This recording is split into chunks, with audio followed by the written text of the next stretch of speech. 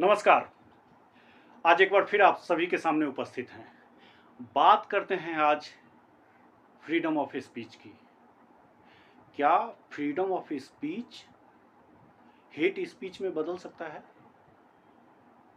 क्या अगर freedom of speech है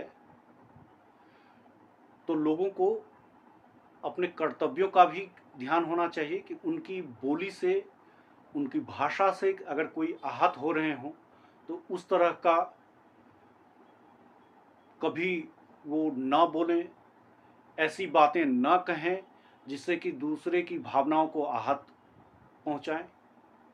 लेकिन नहीं, भारतीय राजनीति में ऐसा कुछ भी नहीं होता है। भारतीय राजनीति में खुला खेल है, जिसको जो मन आता है वही बोलता है। और ये देखिए कि बोलने के बाद भी पछतावा नहीं है। बार बार कहा जाता है, एक ही बात को लगातार दोहराया जाता है। आज आप समझ ही गए होंगे आज मैं किन की बात करना चाहता हूं।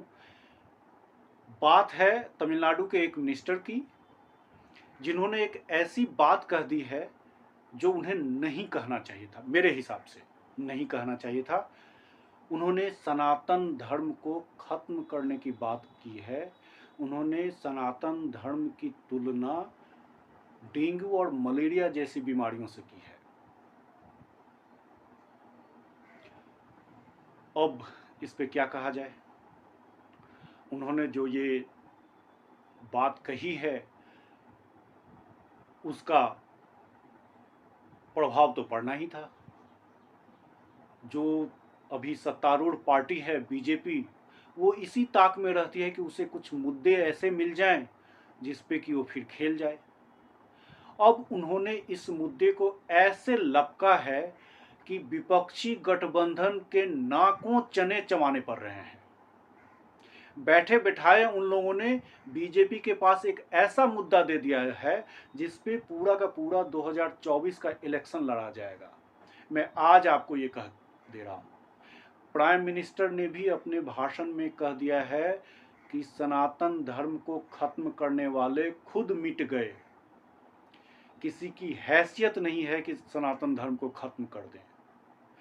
भाई साहब, जब बाबर, औरंगजेब, अंग्रेज के जैसे लोग इसको खत्म नहीं कर पाए, इतना जुल्म ढाने के बावजूद भी सनातन वैसा ही खरा है जैसा पहले, आज से हजारों साल पहले था।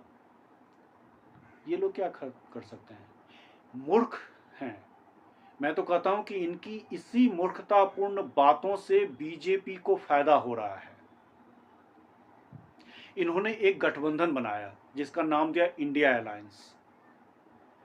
शुरुआत में लगा था कि बीजेपी को जिस तरह से वॉक ओवर मिलते रहा है लोकसभा इलेक्शन में, इस बार वैसा नहीं होगा। लेकिन इन्होंने अपने कृत्य से, अपने वक्तव्यों से ऐसा माहौल कर दिया है कि बीजेपी को तो इन्होंने वॉक ओवर दे दिया है। अब मुझे लगता है कि इस बार 300 क्या, वो तो 350 सीटें बीजेपी अकेले जीत जाएंगी अगर यही हाल रहा तो। क्या कर रहे हैं ये लोग?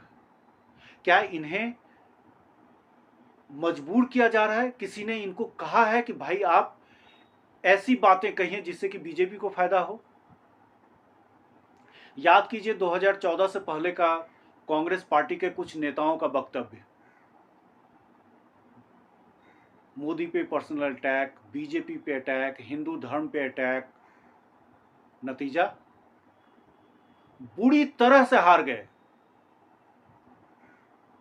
इस बार भी वही कर रहे हैं।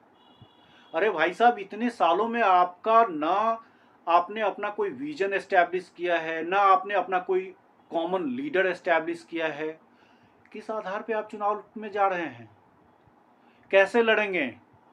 लोगों के बीच में यही तो बातचीत हो रही है कि भाई आपका लीडर कौन है। चलिए ठीक है, बीजेपी या एनडीए का लीडर मोदी है।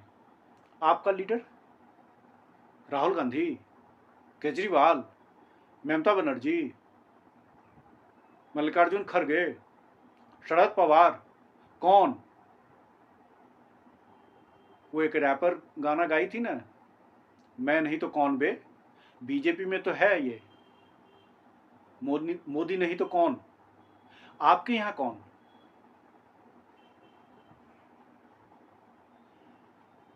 आपने गठबंधन बनाया, लोगों में एक उम्मीद जगी कि चलो इस बार का चुनाव थोड़ा सा मुकाबले वाला होगा, लेकिन मुकाबला करने की बजाय तो आप तो वॉकओवर दे रहे हैं भाई।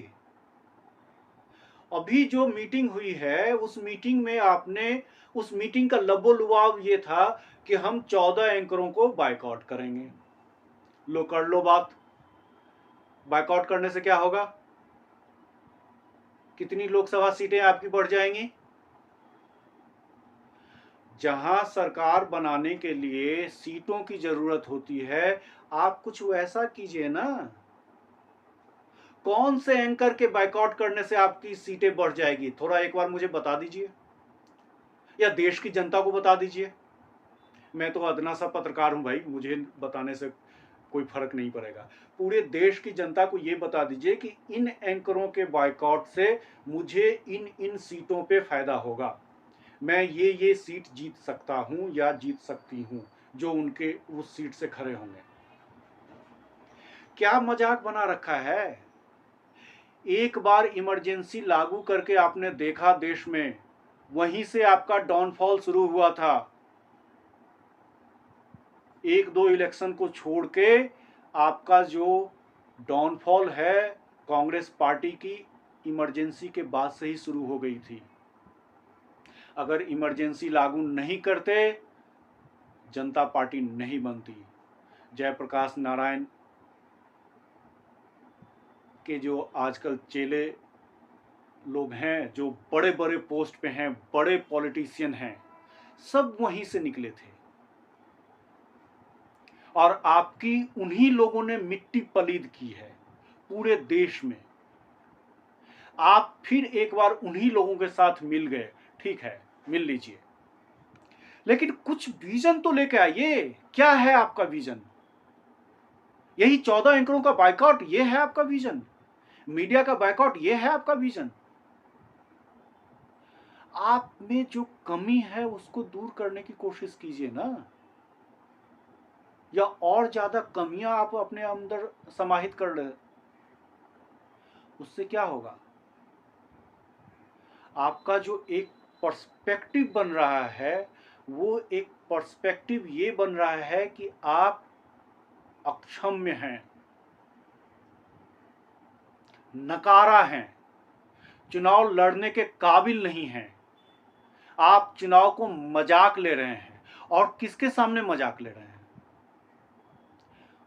मोदी, अमित शाह, जेपी नड्डा जैसे लीडरों के सामने, जो कि 24/7 चुनावी मोड में रहते हैं। भाई साहब, उनसे लड़ने के लिए आपको भी उसी की तरह, उस जो पार्टी को जिन्होंने खड़ा किया है ना, उस पार्टी की तरह ही आपको सोचना पड़ेगा। कांग्रेस पार्टी का ट्विटर हैंडल जाके आप सर्च कीजिए,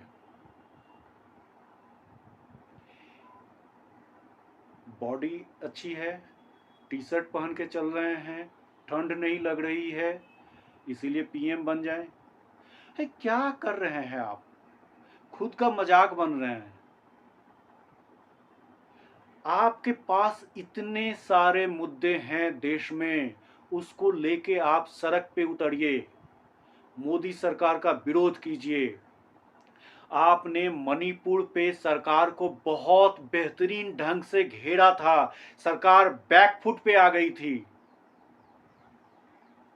लेकिन आपने उसको कैरी नहीं किया। आप 2 कदम आगे बढ़ाते हैं, 4 कदम पीछे खींच लेते हैं। मणिपुर का आपने मुद्दा इतने जोर शोर से उठाया था, सभी को लग रहा था कि सरकार को घेरा जा सकता है, और सही में सरकार को आपने घेर लिया था। लेकिन at the same time Rajasthan में उसी तरह की घटना हुई, आपने उस पर चुप्पी साध ली, बस हो गए, आप बैकफुट पे चले गए। आप आगे आके बढ़ते और ये कहते कि हाँ, राजस्थान में जो हुआ है, या बिहार में जो हो रहा है, या पश्चिम बंगाल में जो महिलाओं के साथ जो अत्याचार हुई है, उसको आप कंडेम्ड करते, वहाँ के अपराधियों को आप पकड़ते, उनको जेल की सलाखों के अंदर आप डालते, आपकी छवि एक ऐसे लीडर के रूप में उभरती जिससे बीजेपी के लोग भी डरते कि नहीं, ये जो हैं वो हमें टक्कर दे सकते हैं। लेकिन आप उस पर चुप्पी लगा गए। आपने उस क्राइम को एक छोटा सा क्राइम बता दिया।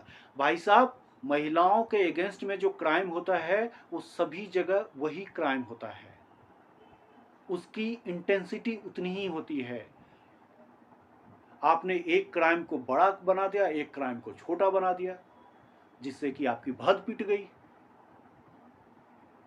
और जब मीडिया में आपके प्रवक्ताओं ने इसको जस्टिफाई करना शुरू कर दिया, तब और आपकी भद पिट गई। आप उस पर बोलते कि नहीं, ये जो क्राइम हुआ है ये हमारी सरकार की गलती है, हम इसको ठीक करेंगे। आप मणिपुर पे नो कॉन्फिडेंस मोशन ले आए, सरकार को घेरा, उस पे उनको बातचीत करने के लिए मजबूर कर दिया। लेकिन आप उस इनिशिएटिव को मुद्दा बनाने से चूक गए। मणिपुर में अभी भी हो रहा है, बहुत दुखद घटनाएं वहां पे हो रही हैं एवरी डे। बस आप एक दिन हल्ला करते हैं, दूसरे दिन चुप बैठ जाते हैं। अरे सस्टेन करना होता है, किसी भी मुद्दे को लेके आगे अगर आप बढ़ते हैं तो उस पर टिके रहिए, उसको सस्टेन कीजिए। लेकिन नहीं, आप तो इंडी जो भी कह लीजिए, उस गठबंधन की मीटिंग करते हैं और उसमें आप ये निर्णय लेते हैं कि मीडिया का बायकॉट करना चाहिए।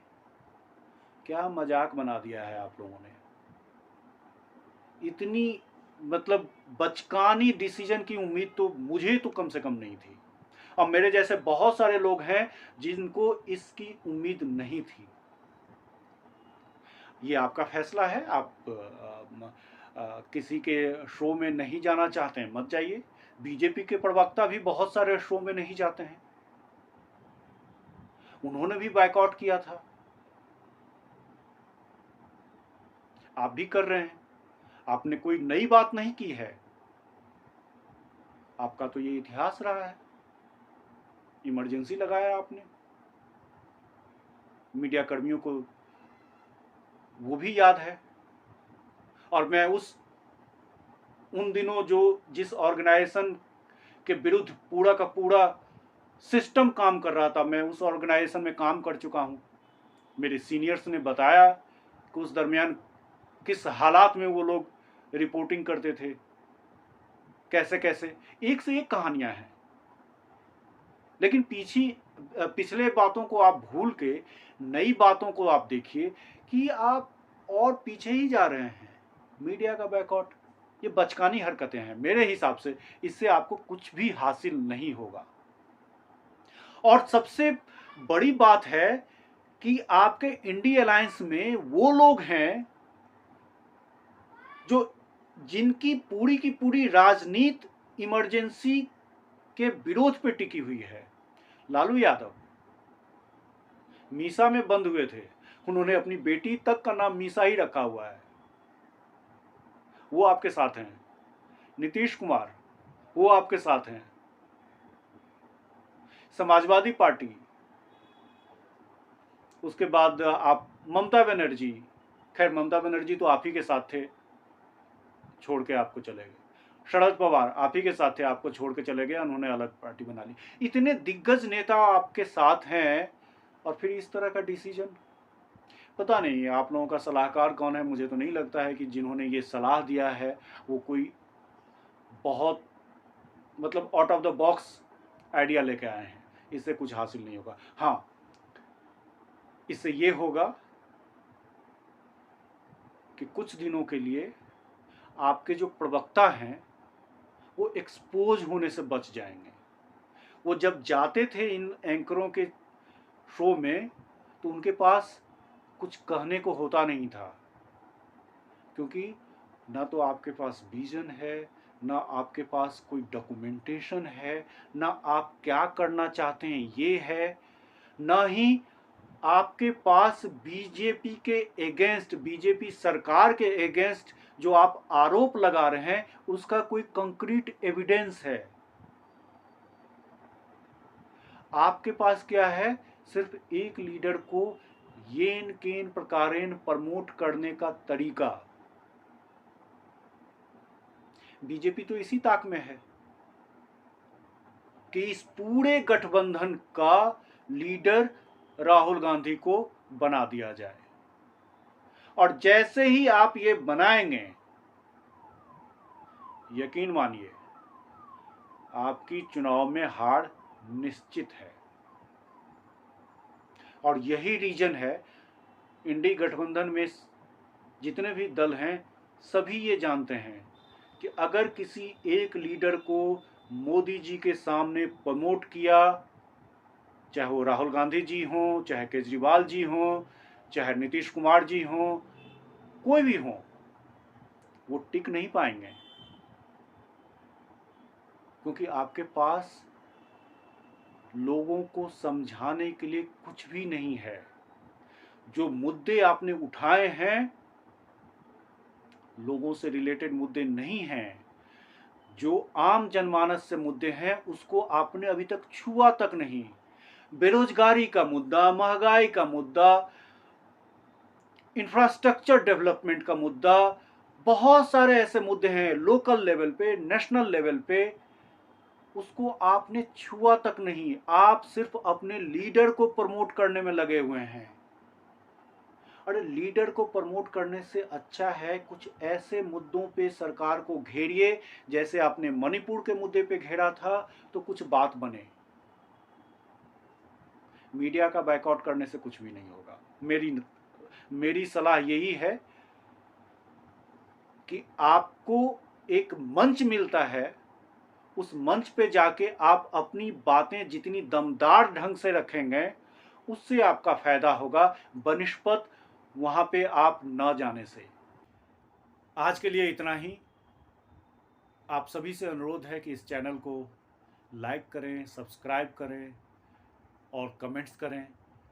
इस चैनल पे आपको ना तो इधर की ना उधर की, इस पे आपको खरी खोटी सुनाई जाएगी। एकदम से अप टू द लेवल बात होगी, सभी की बात होगी।